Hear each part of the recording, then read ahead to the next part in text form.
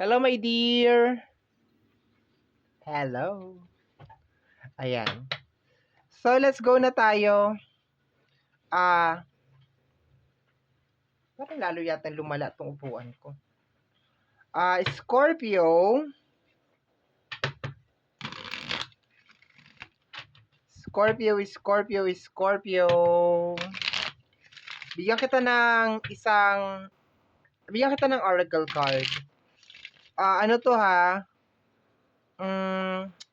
August 1, 2026. August 1, 2026. Bigyan kita ng oracle card.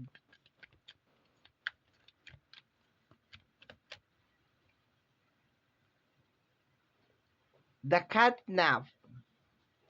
The catnap is this is more on like recharging. Like, para siyang nag-charge over there, my dear.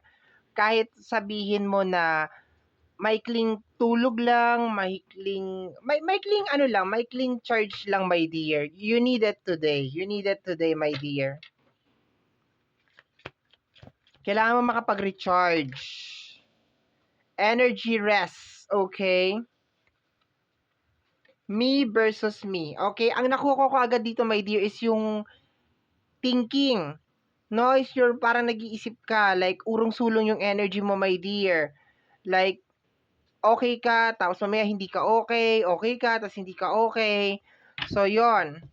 Yun yung dalawang card natin over here. And, pag pagod ka talaga, hindi ka talaga makapag-isip talaga ng maayos. Trust me. Hindi ka talaga makapag-think talaga ng maayos, my dear. And kung mapapansin ninyo, my dear, yung mga readings natin, ginagawa na natin siyang super, super short.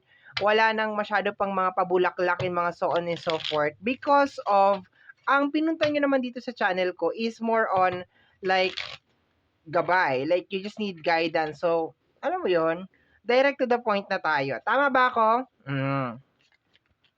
Nine of Cups. Related sa yung mga manifestation, my dear.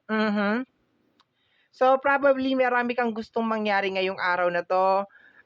Marami kang minamanifest. Marami kang, like, nakaka-overwhelm na energy so far ang nararamdaman ko dito, my dear.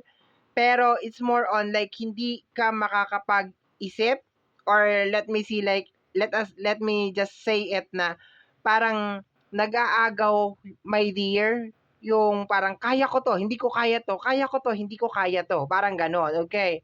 So, in short, magulo. Parang magulo yung mind mo. That's what I'm getting over here. Or magulo yung iyong emotion. That's what I'm getting. Hindi mo mai-process. Hindi mo alam kung ano yung gusto mo, kung ano yung ayaw mo.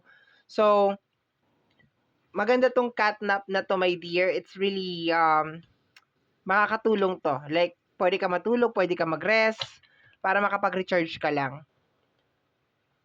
Punta tayo dun sa reversal na cards natin.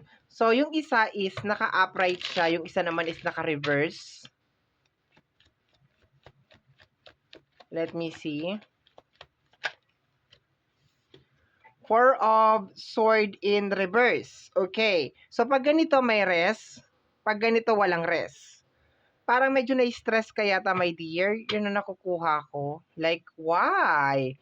Why you are so stressed? What is going on, my dear? Nasagot ko na pala. Nine of Cups, manifestation. Dami mo gustong mangyari today. Okay, kuha tayo ng oracle card. Another oracle card for you.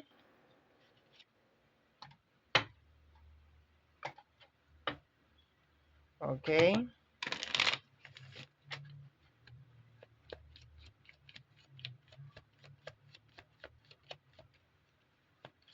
Why you so obsessed with me?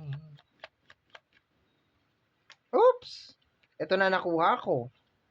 We have here, I knew I was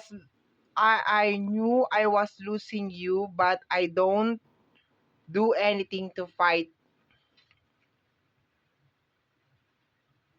I know I was losing you, but I don't do anything for fight. Sa energy ng love to. So, gusto ko i-clarify to. Like, energy mo ba to or no? Definitely may nangyayari na tension sa usapin ng love. Pag nag-red, energy mo. Pag hindi, ay pag nag-red, energy mo. Pag black, energy ng person mo. Nag-black, energy ng person mo. Okay. So, hindi makapag-decide yung person mo as of this moment. Like, your person, hindi siya makapag-decide.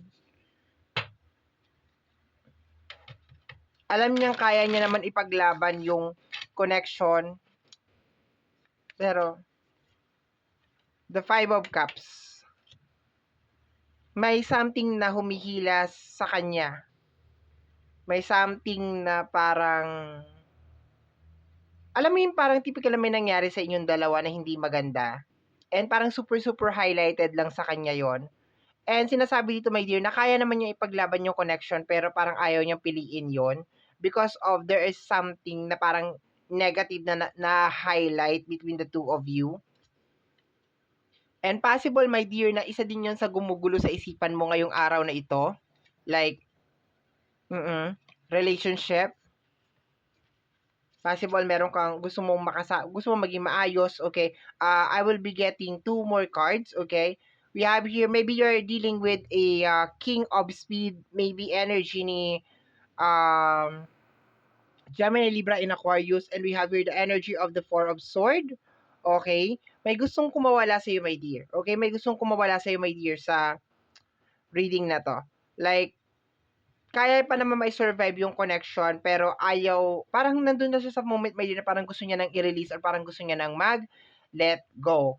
Para sa iyo, my dear, like, yeah, gusto natin i-survive to, pero syempre, meron siyang free will.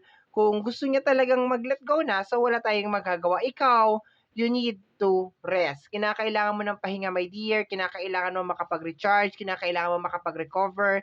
Hindi ka makakapag-isip, my dear, kung na-overwhelm ka ng mga bagay na nangyayari as of this moment. Okay?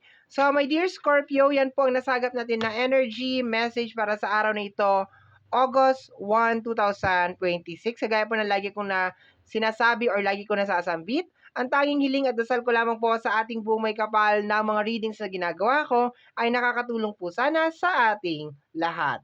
Maraming salamat po. Thank you, my dear. Bye-bye!